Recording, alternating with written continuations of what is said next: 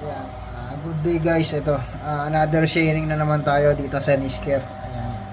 So may ginagawa ko ngayon unit. Ayan, nasa ilalim ako ngayon. Ayan. Medyo madami na tayo. Gawa ng ilalim yung ating ginagawa eh. Makina ng Nissan Sentra. So ito, harap natin. Ayan.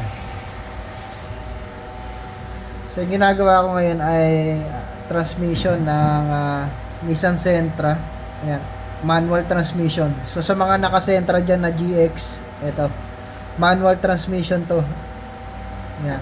Kapag yung inyong transmission ay ang gear oil nyo o yung transmission oil nyo ay nagbabawas, so isa to sa pwedeng panggalingan. So kapag okay ang seal dito sa gitna, okay ang inyong inyong drain plug bolt, walang leak dyan. Ayan. Tapos ayan, marami kasing pwedeng panggalingan eh. Pwede rin dito sa switch na to, sa reverse switch na to. Ayan, pwede rin dyan, o kaya naman dito sa oil seal na to, sa striking rod oil seal. Ayan. So ito kasi nung na PMS ko to, ayan, may napansin kami dito sa ilalim niya na tagas. So upon checking, nakita namin na yung langis ay galing dito sa striking rod oil seal. So ito kasi yung kambyuhan niya, itong rod na to. So dito nagsiship yung first gear, second gear, third gear, dyan yon.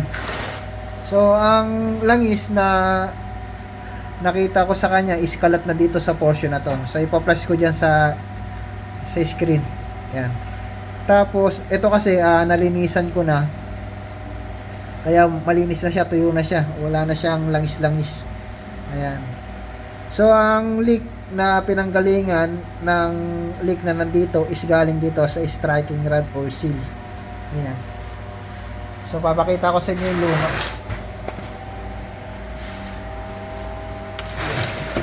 So ito yung luma niya. Ito naman, ito yung nagsisil dyan sa loob eh. Ayan. Malaki na yung butas. Malaki na yung butas niya, yung inner diameter niya. Kaya ang nangyayari, yung langis tumatalon dito sa labas. So na imbis na dun lang sa loob ng transmission, lumalabas na yung langis.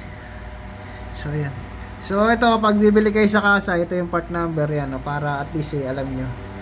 32858M8003. Ayan. Sa mga Nissan Sentra na GX, so iba pa yung mga Nissan Leaf, iba pa yun. Basta GX lang. Ayan, GX o Nissan Sentra na 2001 model pataas.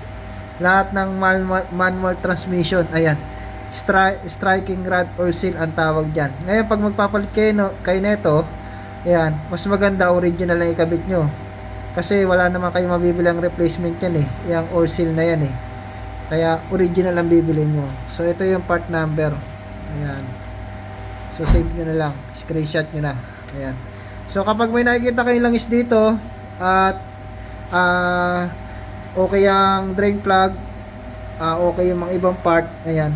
Maganda kasi niyan, pag masyadong marami na yung langis na nakakapalibit diyan, engine wash nyo, linisin nyo yung portion na yon. Then kapag nalinis nyo na, ayan, malalaman nyo naman kung saan galing yung langis. Pwedeng dito, pwedeng sa pagitan, pwedeng drive shaft oil seal, o kaya pwede dun sa dito sa may reverse switch. Ayan, saka pinaka dito pwede rin dyan. So lilinisan nyo lang. So tapos malalaman nyo kung saan nanggaling kapag pinatakbo nyo, ginamit nyo. So makikita nyo naman eh kung galing ba dito, galing ba sa gitna, galing ba doon, o galing sa ibang part. So ayan. So dito sa case na to, ito yung pinanggalingan nung kanyang leak ng gear oil dito sa striking rod oil seal. Ayan. So ayan yung pinalitan natin. So dito sa pagbabaklas nito, kailangan nyo lang tanggalin itong bracket na to na nakapasok yan dyan. Ayan, nakapasok yan dyan, bracket na yan eh. Ayan. Nakasuksok dyan, and then ito namang bracket na to, nakakabit to dito. Ayan. Nakatornilyo to. Ayan. So nakatornilyo to, ayan, ay tornilyo dyan na nakalagay. Ayan, 12 mm yung kanyang ulo. And then ito, para matanggal, pag natanggal nyo na kasi yun nandito, sa pinaka-rad niya, dito, may iwan to eh. So, ang kailangan nyo naman tanggalin is itong nasa gitna. Meron dyang lock pin. Ito yung pinaka-lock pin niya.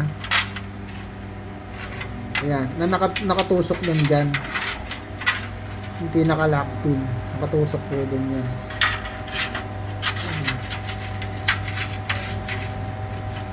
Ganyan yan. So, kukuha kayo ng kakasya ditong pantulak para mailabas. Ayan. Kasi nandyan niya sa loob, nakaganyan. Ayan.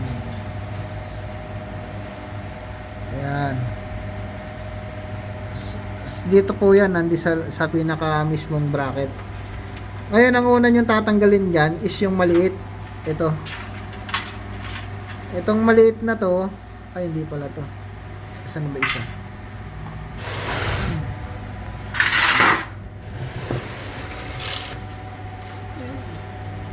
Ano na ano?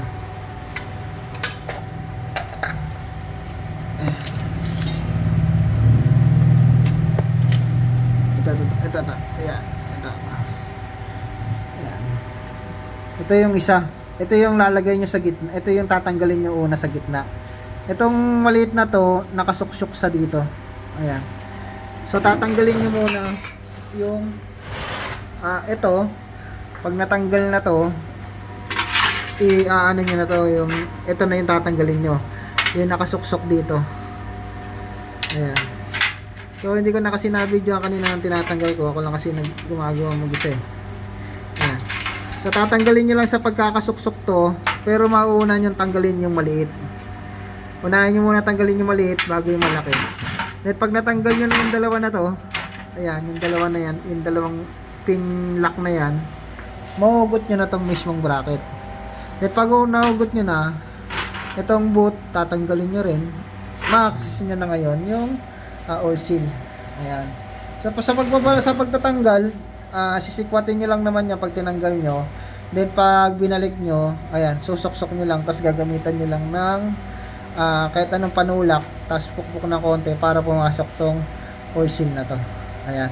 So kapag meron kayong leak dito sa portion ng transmission nyo sa ilalim, yan, isa to sa pwedeng pagmulan ng ating leak. Ang naglilik, ang lumalabas po dyan is yung transmission oil. Ayan. So yun lang po ang gagawin nyo kapag meron kayong problema na leak dito sa inyong transmission. Palitan nyo lang ang inyong striking rod oil seal sa transmission.